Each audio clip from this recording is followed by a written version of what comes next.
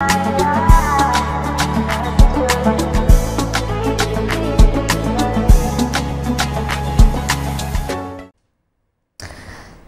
Afternoon, সবাইকে স্বাগত জানিয়ে শুরু করছি আমাদের এখনকার অনুষ্ঠান ব্রহ্মকমল।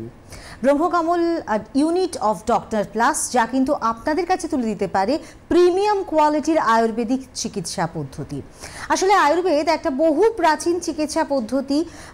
বহু মানুষ কিন্তু এখনও আয়ুর্বেদের ওপর ভরসা রাখেন, কারণ তারা মনে করেন যে আয়ুর্বেদ কিন্তু আমাদের যে কোনো সমস্যার একটা প্রকৃত অর্থে নিরাময় যাকে বলা হয় সেটা কিন্তু করা সম্ভব। আয়ুর্বেদ কিন্তু আমাদের লাইফস্টাইলটাকে খুব সুন্দরভাবে ম্যানেজ করতে পারে এবং তার ফলে যে কোনো রকম শারীরিক অসুস্থতা থেকে কিন্তু আমরা অনেকটা দূরে থাকতে পারি। অনেকটা প্রিভেন্টিভ হিসেবে কাজ করে থাকে কিন্তু আয়ুর্বেদ। তো এই আয়ুর্বেদে আজকে আমরা প্রতিনিয়ত বিভিন্ন ধরনের শারীরিক অসুস্থতা নিয়ে কথা বলবার চেষ্টা করছি, যে শারীরিক অসুস্থতাগুলো হয়তো বিভিন্ন ক্ষেত্রে খুব কমন সমস্যা, আবার অনেক ক্ষেত্রে দেখা যাচ্ছে যে কিছু জটিল রোগের ক্ষেত্রেও কিন্তু আয়ুর্বেদ কিন্তু দারুণভাবে কার্যকরী। তো সেই জায়গায় দাঁড়িয়ে আজকে যে সমস্যাটা নিয়ে আমরা কথা বলবো সেটি হচ্ছে গিয়ে মূলত খুব কমন সমস্যা, বুক জ্বালা, অম্বল, গ্যাস, অ্যাসিডিটি। এই সমস্ত টার্মসগুলোর সঙ্গে আমরা প্রায় প্রতিনিয়ত পরিচিত। প্রত্যেকটি মানুষ কিন্তু কখনো না কখনো, বা বলা ভালো হয়তো একদিন ছাড়া ছাড়া বা হয়তো প্রত্যেক দিনই এরকম সমস্যার সম্মুখীন হয়ে থাকেন। তো এটা অনেক সময় হতে পারে যে সাময়িকভাবে একটা সমস্যা, আবার দেখা যেতে পারে অন্য কোনো একটা অসুখের একটা প্রাথমিক লক্ষণ। হ্যাঁ, সেরকমও কিন্তু হতে পারে। তো সে যেরকমই অ্যাসিডিটি হোক না কেন, আয়ুর্বেদে কিভাবে আপনারা তার রিলিফ পেতে পারেন, বা কী কারণে হচ্ছে এত ঘন ঘন অ্যাসিডিটি থেকে কি পরিত্রাণ পাওয়া সম্ভব, এসব বিষয় নিয়ে কিন্তু আজকে আমরা ব্রহ্মকমল অনুষ্ঠানে কথা বলবো। আপনারা যারা অনুষ্ঠান দেখছেন তারাও কিন্তু আমাদের সঙ্গে সরাসরি টেলিফোনে কথা বলতে পারেন 6292242341 এবং 6292242342 এই দুটি নাম্বারে। আমাদের সঙ্গে রয়েছেন আয়ুর্বেদিক চিকিৎসক ডক্টর স্পর্মিতা চক্রবর্তী। ম্যাম, স্বাগত জানাই অনুষ্ঠানে। আমরা প্রতিনিয়ত নানান ধরনের শারীরিক অসুস্থতা নিয়ে কথা বলে থাকি। খুব কমন অসুখ যেরকম রয়েছে তার সঙ্গে সঙ্গে রয়েছে কিছু জটিল অসুখ নিয়েও আলোচনা। আজকে যে সমস্যাটা নিয়ে বেছে নেওয়া হচ্ছে সেটা মূলত অ্যাসিডিটি, গ্যাস, অ্যাসিডিটি, অম্বল ইত্যাদি। তো সেই জায়গায় দাঁড়িয়ে একটু প্রথমেই আমাদের শুনতে হবে যে অ্যাসিডিটির সমস্যা অনেক ক্ষেত্রে দেখা যায় শুধু এটা প্রাথমিক এটা সমস্যা, কিন্তু আবার অনেকের ক্ষেত্রে দেখা যায় অনেক সময় এটা কিন্তু অন্য কোনো অসুখের লক্ষণ। তো সে যেরকমই হোক না কেন, অ্যাসিডিটির এত বাড়ন্ত কেন? প্রথমেই বলবো যে এখন যে আমাদের সেডিমেন্টারি লাইফস্টাইল, আগে কিন্তু সেরকম দেখা যেত না। দেখা যেত যখন আমরা তো বরাবরই আয়ুর্বেদে বলি যে রোগ সর্বাপে মন্দাগ্নে, মানে আমাদের ডাইজেস্টিভ ফায়ার যখন উইক হয়ে যাচ্ছে তখন ভেরিয়াস ডিজিজ আমাদের হচ্ছে। তো সেই ক্ষেত্রে কি হয়, আফটার সার্টেন এজ, তখন ধরুন 50, 55, 60, তখন ইনিশিয়ালি দেখা যায় যে বিভিন্ন ডাইজেস্টিভ ডিসঅর্ডার্স। কিন্তু এখন যেহেতু আমাদের যেই সেডিমেন্টারি লাইফস্টাইল বা আমরা যেই ফুড খাচ্ছি বা আমাদের যেই কম্পোজিশনসে বা যেইভাবে আমাদের লাইফস্টাইলটাকে মেনটেন করছি, তো সেই ক্ষেত্রে একদম এখন কোনো বয়সের কোনো বালাই নেই। এখন 14-15 বছরের বাচ্চারাও দেখা যায় যে খুব অ্যাসিডিটি, বুক জ্বালা, পেটের সমস্যায় ভুগছে। তো আজকে আমরা যেই টপিকে কথা বলবো সেটা হচ্ছে গিয়ে অম্লপিত্ত। অ্যান্ড কী অম্লপিত্ত, কেন অম্লপিত্ত, বা আয়ুর্বেদে কি বলা হয়েছে, বা আমরা লোকাল ভাষায় কি বুঝি। অম্লপিত্ত আমরা যদি মডার্নে কোরিলেট করি, সেখানে বলতে পারি যে ধরুন হাইপার অ্যাসিডিটি বা অ্যাসিডিটি বা গ্যাস্ট্রাইটিস, বা ধরুন ইসোফেগাল রিফ্লেক্সের ডিজিজেস। তো যদি আমাদের আয়ুর্বেদে বলা হয়, সেখানে বলেছেন যে পিত্ত যখন আমাদের অম্ল যখন পিত্তটাকে হয়ে যায়, মানে পিত্ত যখন আমাদের, তো বডিটা 3টে দোষের উপরে ধারণ করে থাকে, বাত, পিত্ত, কফ। যখন আমাদের এই দোষটাই ইমব্যালেন্স হয়, যে কোনো দোষের ইমব্যালেন্সের সঙ্গে সঙ্গে কিন্তু আমাদের রোগ উৎপন্ন হয়।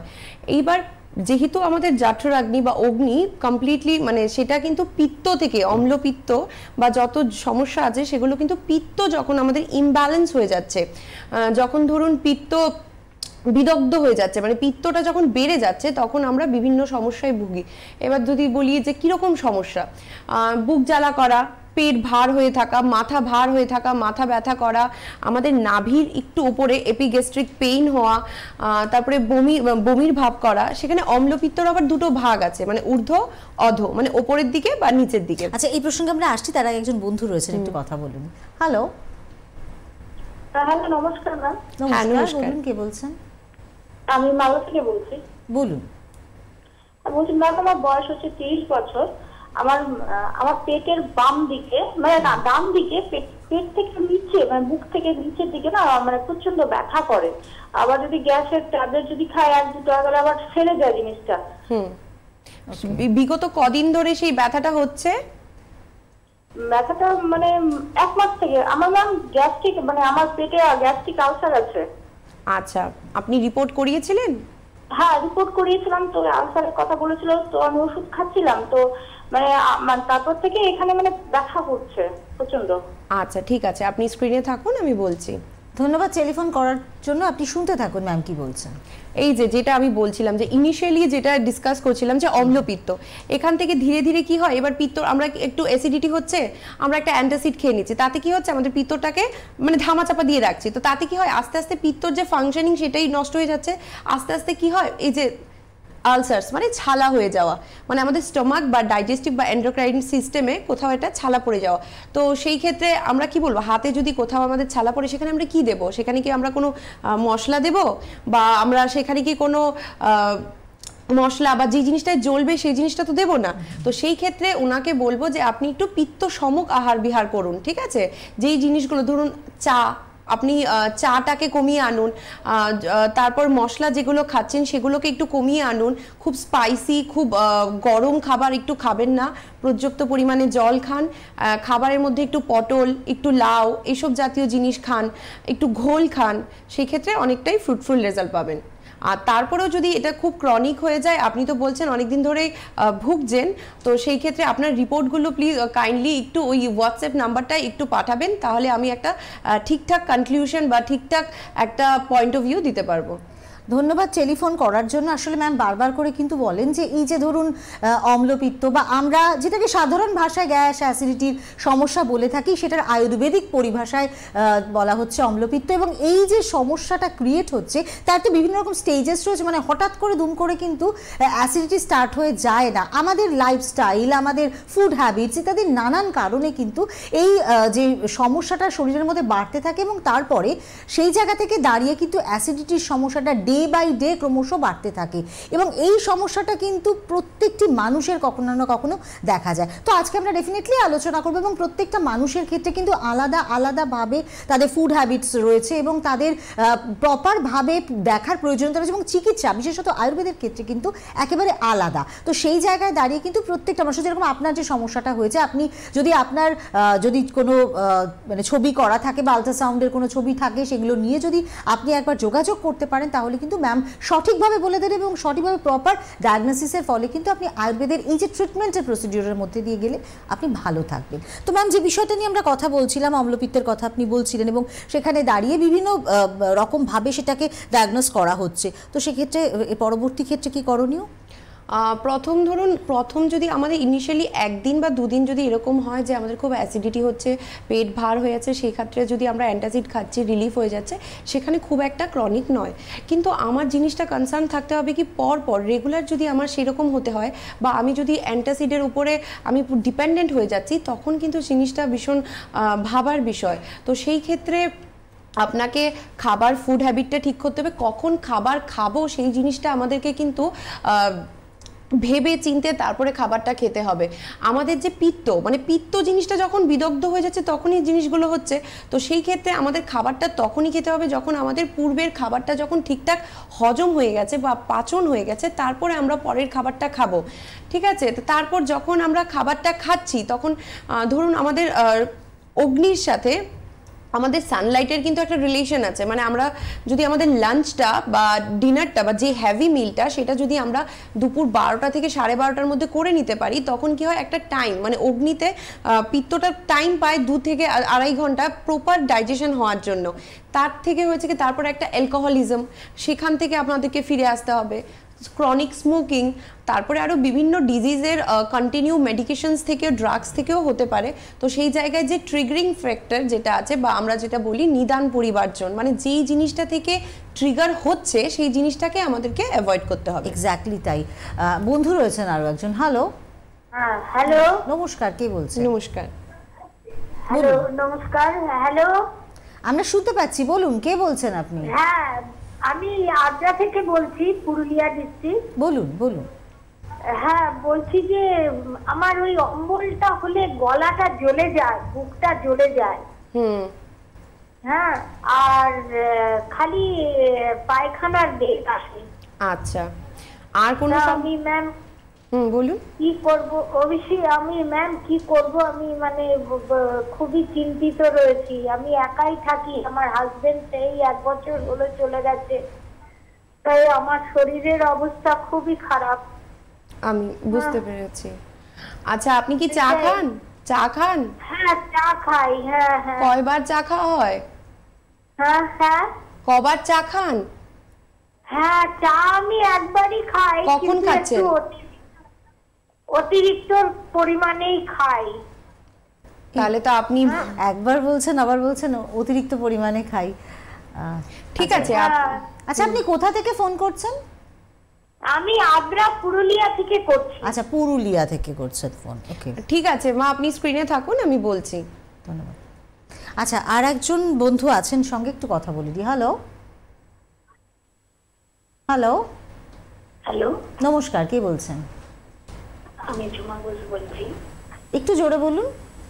ঝুমা ঘোষ। হ্যাঁ বলুন, কি সমস্যা আপনার? আমার পেটে ফ্যাটি লিভার আছে, যার জন্য ডান দিকে ব্যথা হয়। আচ্ছা, আপনি টেলিভিশন সেটের ভলিউমটা না মিউট করে ফোনে আমাদের সঙ্গে কথা বলুন।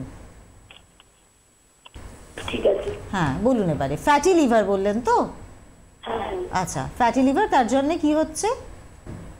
এমনি পেটের ডান দিকে ব্যথা হয়, আবার এমনি মলদারে আর কি পায়খানার ধারে একটা ছোট্ট পাড়ান একটা অংশ হয়েছে। কি বুঝতে পারলাম না, মলদারে কি হয়? মলদারে একটা ছোট্ট ভগন্দর হয়েছে, যেটাকে ফিস্টুলা বলা হয়। আচ্ছা, ফিস্টুলারের সমস্যা রয়েছে। ঠিক আছে, আপনি স্ক্রিনে থাকুন, আমি বলছি। ধন্যবাদ টেলিফোন করার জন্যে। বোঝাই যাচ্ছে যে বহু মানুষ কিন্তু, বিশেষত আমরা 3টে ফোন পেলাম, 3টেই কিন্তু আমাদের মহিলা বন্ধুদের ফোন। তো যাই হোক, কি করণীয় সেক্ষেত্রে? প্রথম যে দ্বিতীয় যে বন্ধু ফোন করলেন, ওনার সমস্যা ছিল অ্যাসিডিটি হচ্ছে ওনার যে অ্যাসিডিটি হচ্ছে, দেখুন আমাদের যে আমি যে বললাম যে পিত্তটা যখন বিদগ্ধ হচ্ছে সেই ক্ষেত্রে সেখানে হচ্ছে, সেই জায়গায় যে উনি চায়ের একটা বললো হিস্ট্রি, আর তার সাথে উনি একটা মানে ফ্যামিলি হিস্ট্রি বললো যে উনি ওনার হাজবেন্ডকে 1 বছর আগে হারিয়েছে। তো সেই ক্ষেত্রে ইমোশনাল যে একটা ফ্যাক্টর থাকে, যে জিনিসটা কিন্তু আমাদের ডাইজেস্টিভ বা এন্ডোক্রাইনের সমস্যায় খুব বেশিভাবে এফেক্ট করে। তো সেই ক্ষেত্রে ওনাকে একটু মানসিকভাবে তো একটু শক্ত হতেই হবে, তার সাথে ওনাকে ট্রিটমেন্টটাও করাতে হবে। তো সেই ক্ষেত্রে আপনাকে বলবো যে সকালবেলা চাটা যখনই খাচ্ছেন একটু কমিয়ে আনুন, ঠিক আছে? চায়ের পরিমাণটা কমিয়ে আনুন। কারণ আমি যে একটু আগে যে এক্সাম্পলটা দিলাম যে হাতে যদি আমার যদি ছোলা হয়ে যায় বা যে জায়গাটা যদি জ্বলছে, সেই জায়গায় কি আমি চা দেবো? নিশ্চয়ই দেবো না, তাই না? তো সেই জায়গায় আমি মশলা দেবো না, চা দেবো না, কি দেবো? যেই জিনিসটা এই জিনিসটাকে ঠান্ডা রাখবে, যে জিনিসটা পিত্তটাকে কমাবে। তাহলে সেই জায়গায় আমাকে কি খেতে হবে? একটু ডাবের জল খেতে হবে, ধরুন একটু কাঁচা দুধ, সেটাকে জলের সাথে মিশিয়ে খেতে হবে। যেই জিনিসটায় আমার পেটটা ঠান্ডা থাকবে সেই সব জিনিসগুলো আমাকে খেতে হবে। গেল সেকেন্ড। তারপরে থার্ড যে পেশেন্ট, উনি বললেন যে ওনার একটা ফ্যাটি লিভার, বাট ক্লিয়ার নয় যে ইউএসজি রিপোর্টে ফ্যাটি লিভারের স্টেজ মানে কোন স্টেজে উনি আছেন। তো সেই ক্ষেত্রে ওনাকে বলবো রিপোর্টটা একটু পাঠাতে। তার সাথে ওনার একটা ফিস্চুলারও বা ভগন্দরেরও একটা হিস্ট্রি আছে। তো সেই ক্ষেত্রে ওনাকে বলবো আর দেরি করবেন না, যেই স্ক্রিনে যেই নম্বরটা আছে সেটাকে কন্ট্যাক্ট করুন, আর একটু যোগাযোগ করে নিন। কারণ দেখুন আমাদের রোগ কিন্তু একটার সাথে একটা কানেক্টেড, মানে পেটের সমস্যা মানে বরাবরই আমাদের আয়ুর্বেদে তো সেটাই বলছে, রোগা সার্ভাপে মন্দাগ্নে। যখন আমাদের অগ্নিটা বা ডাইজেস্টিভ ফায়ারটা উইক হয়ে যাচ্ছে, তখনই কিন্তু আমরা একটা থেকে একটা ডিজিজের উপরে মানে আমরা ঝাঁপিয়ে পড়ছি বা নিমন্ত্রণ পত্র দিয়ে নিমন্ত্রণ করে আনছি। সেই জায়গায় আপনার যেহেতু ফ্যাটি লিভার, আপনি একটু ফ্যাটি খাবার, বাইরের খাবার সেগুলো থেকে একটু দূরে থাকুন, হোমমেড ফ্রেশ ফুড খালুগুলো খান। ওকে, আরও একজন বন্ধু রয়েছেন। হ্যালো হ্যালো, নমস্কার, কে রয়েছেন আমাদের সঙ্গে? হ্যালো, কেউ কি রয়েছেন আমাদের সঙ্গে? আচ্ছা, তো যে বিষয়টা আমরা পরিষ্কারভাবে বুঝতে পারছি সেটা হচ্ছে যে আমাদের ফুড হ্যাবিটসটা কিন্তু বিশেষত মহিলাদের ক্ষেত্রে এই যে একটা দীর্ঘ সময়ের গ্যাপ বা নিজের প্রতি কেয়ার না নেওয়া, এই জন্যে কি মহিলাদের এই সমস্যাটা কিন্তু ক্রমশ অনেক বেশি মাত্রায় দেখা যায় একটা সার্টেন এজের পর? হ্যাঁ, স্বাভাবিক। কারণ দেখুন, ছেলেরা কি হয়, ছেলেরা হয় দুটো কেসই হয়, দুটো মানে মেল ফিমেল দুটো রেশিওতেই হয়, কিন্তু ফিমেলসদের ক্ষেত্রে বেশি দেখা যায়। কারণ এই যে আমি বললাম যে আমাদের দশভোজারা সবাইকে সামলাতে সামলাতে কোথাও যেন নিজের জন্যই সময় পায় না। মানে হাজব্যান্ড ব্রেকফাস্ট করে অফিসে যাচ্ছে, লাঞ্চ করছে, টাইমে টিফিন বক্সটা প্যাক করা হচ্ছে, কিন্তু নিজের ব্রেকফাস্টটা কিন্তু স্কিপ হয়ে যাচ্ছে। তো সেই ক্ষেত্রে তারপরে দেখুন আমাদের যে একটা লাইফস্টাইল, যে আমরা খাবার খেয়ে সঙ্গে সঙ্গে শুয়ে পড়ছি। প্রথমত রাতের যে খাবারটা সেটা কিন্তু মিনিমাম শুতে যাওয়ার 2.5 থেকে 3 ঘন্টা আগে আমাদের খাবারটা খেয়ে নেওয়া উচিত। তো সেই ক্ষেত্রে আমরা খাবার খেয়ে শুয়ে পড়ছি, তারপরে একটা দীর্ঘ 12 ঘন্টা 13 ঘন্টার গ্যাপ হচ্ছে, তারপরে আমরা ফাস্টিংটা যে ভাঙছি সেটা প্রথমেই খাচ্ছি চা, যেটা আমাদের জিনিসটাকে আরো ট্রিগার করে দিচ্ছে। এবং বেশিরভাগ মানুষেরই তো সেটাই অভ্যেস, সেটা আমাদেরকে চেঞ্জ করতে হবে।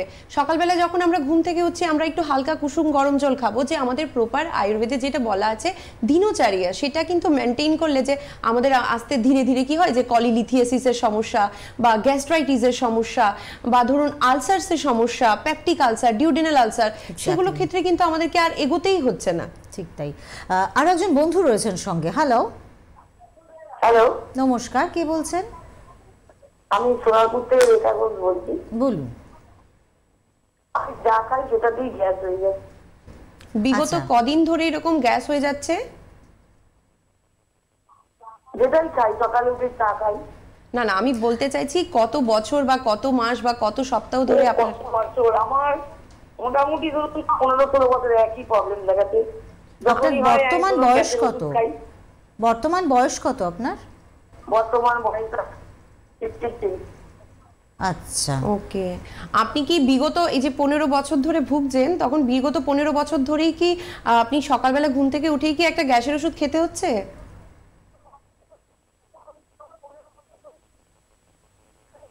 টেলিভিশন সেটের ভলিউমটাকে মিউট করে ফোনে কথা বলুন আমাদের সঙ্গে। ঠিক আছে, ওকে, ধন্যবাদ টেলিফোন করার জন্য, অসংখ্য ধন্যবাদ।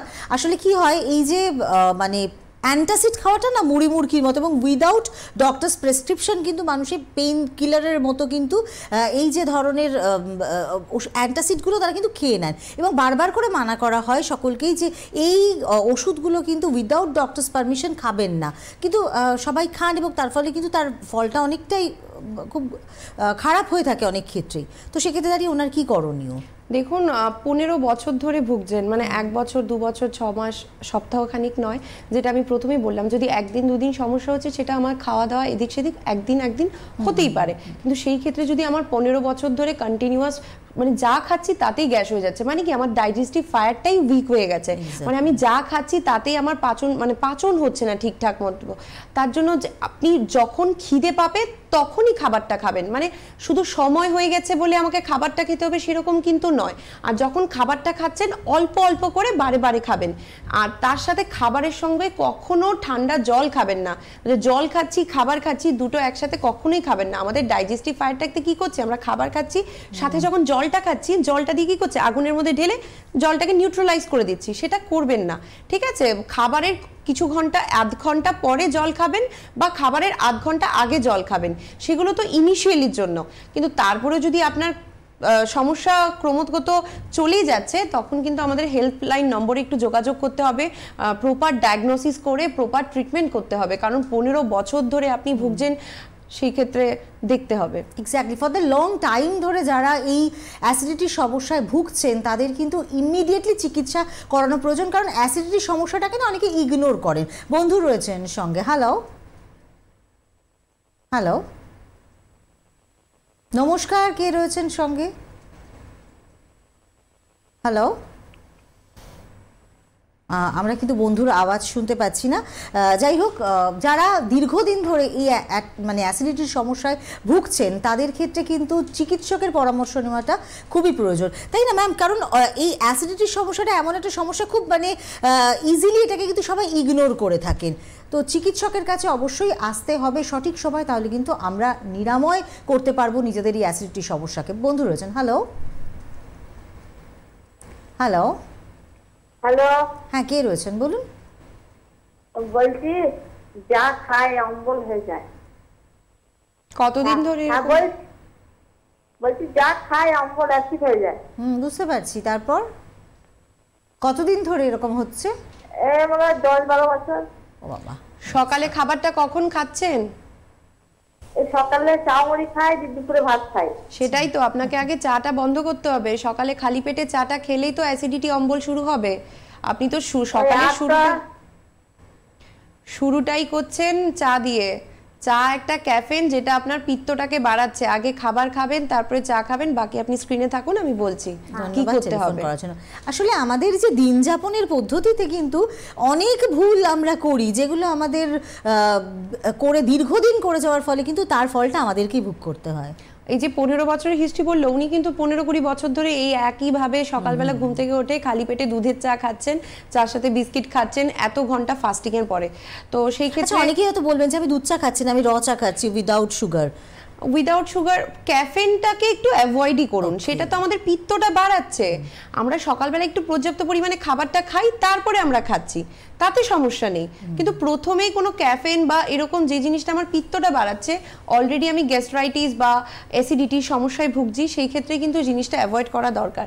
আর ওনাকে বলবো, যখন খাবার খাচ্ছেন তখন একটু ছাঁচ খাবেন, মানে বাটার মিল্ক যেটাকে বলছি, মানে দইটাকে ফেটিয়ে তার ওই ফ্যাটি লেয়ারটা সরিয়ে যে জলটা আছে, সেই জলটার মধ্যে একটু গোলমরিচের গুঁড়ো, একটু জিরের গুঁড়ো দিয়ে দেখবেন টেস্টিও লাগবে, আপনার পেটও খুশি হয়ে যাবে যে একটা ভালো পর্যাপ্ত জিনিস দিচ্ছে, যার জন্য আমি একটা ভালো ফাংশন করব।